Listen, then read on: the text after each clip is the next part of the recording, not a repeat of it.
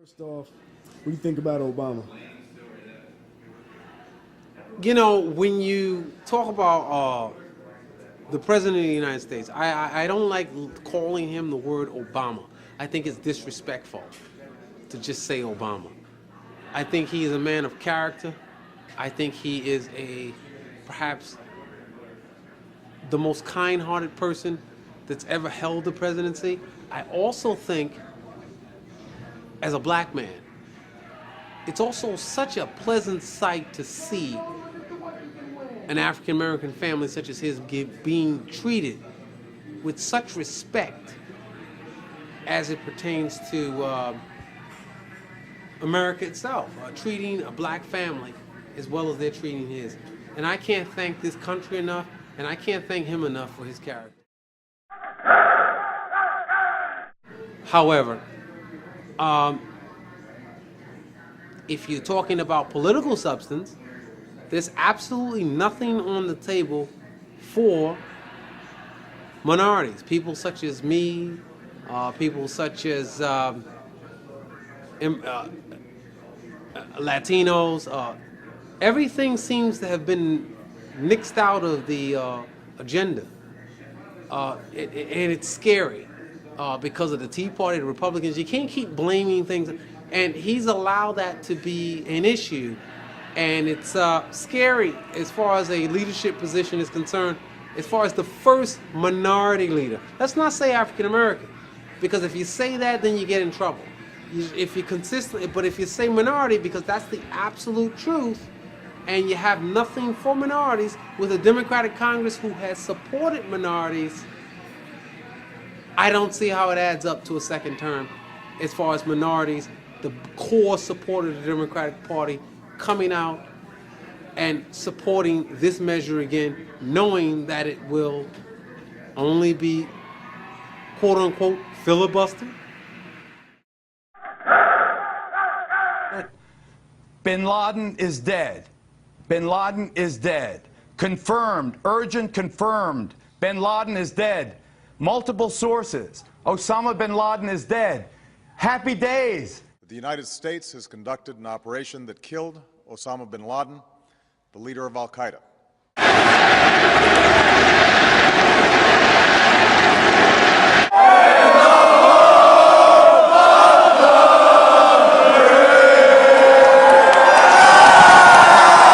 When your political enemy does something virtually everyone approves of, right, like taking out Osama bin Laden, how do you go about knocking it down? And this is one of the ways that conservatives and Republicans are doing it. They are starting to say, well, if it weren't for George W. Bush putting in place these policies that Barack Obama doesn't like, then we wouldn't have gotten it. You're talking about Osama bin Laden. You're talking about America's worst enemy. Okay. I don't really have. I'm not a foreign policy expert, nor will I try. I think I have the same amount of information that the average Joe has. The average Joe is you, me, the registered voter community, even the people in politics themselves. However, based on what I see as far as a media spin, which is, I think, the angle I would have a gripe with, we don't seem to trust each other. It seems hypocritical. It seems extremely hypocritical to say this was a CIA, joint terrorism, joint intelligence operation, and then in the same breath have people who have responsible roles in the media be allowed to question it at that level when this was the single most integral issue that has binded this country together since perhaps Pearl Harbor,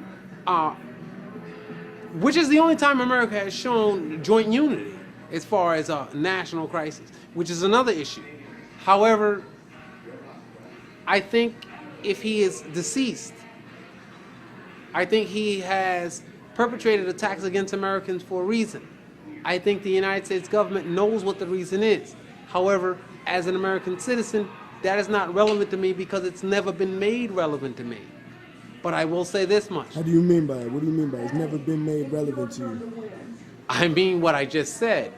I mean that if I were running or if I were any kind of a national official, I would make sure that if I acted on using the military, or using the United States, using our young men and women, it would be more explainable why I did it.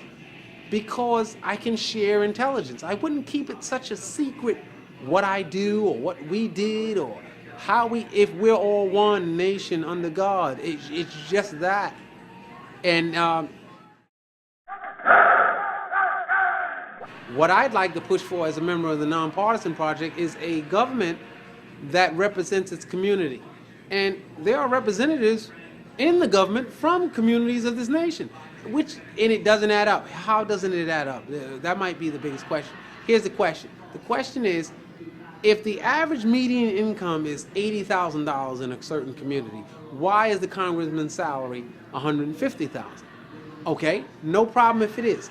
He's worked hard, he deserves it. Alongside of the stipends and all kinds of the extra incentives that he gets. Alongside of all the media inquisitives about other people's salaries. Alongside of if you owe taxes on who, no matter who you are. So that's what I mean by it doesn't add up. So let's add it up. Let's not say we're going to shut the government down and federal employees are going to lose incomes, but Congress will still get paid. Let's not do that.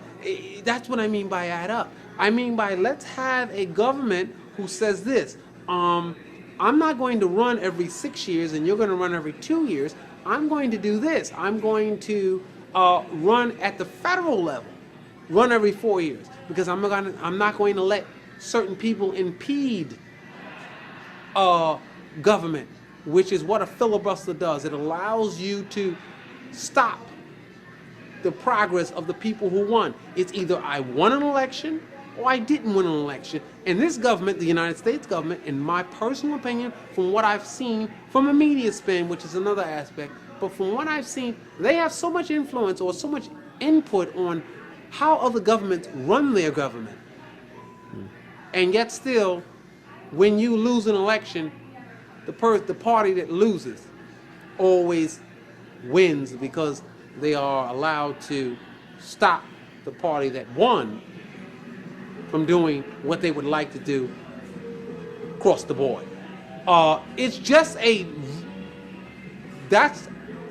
may sound, but that's just how strange it is. Isn't that a balance of power thing?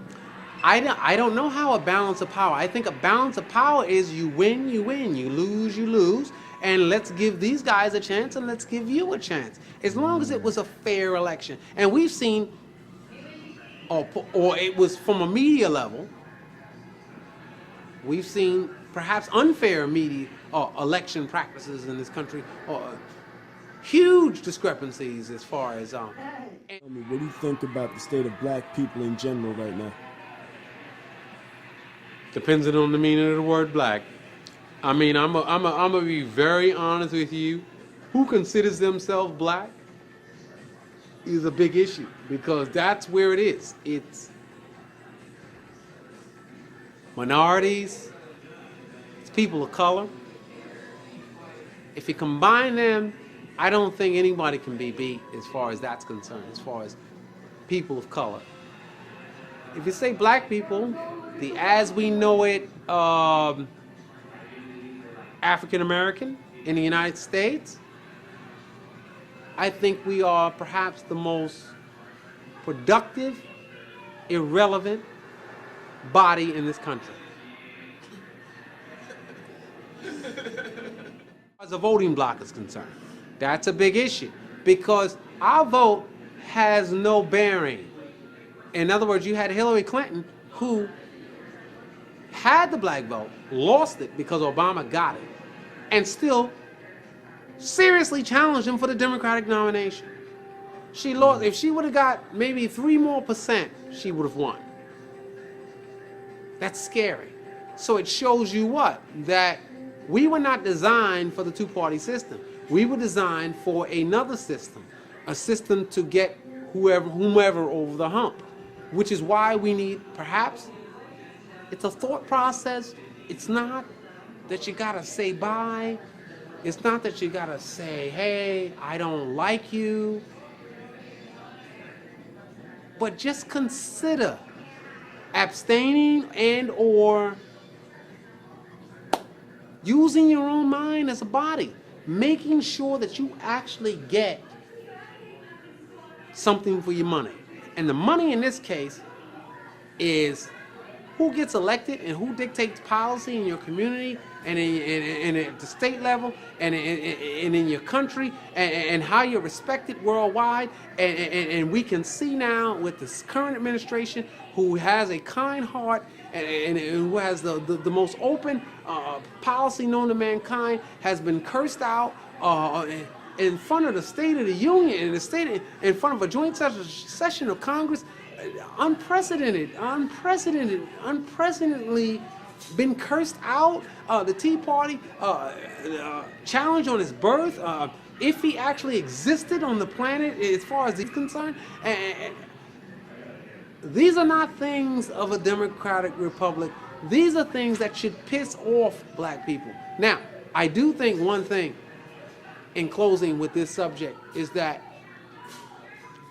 we're brainwashed. We're American. We're a little too American. And America hasn't been American enough with us. That's just my personal take on it. Can't play basketball anymore, or Beyonce can't sing anymore. That's not why we're not respected. We're not respected because of the history that this country has acknowledging black people in a legislative position.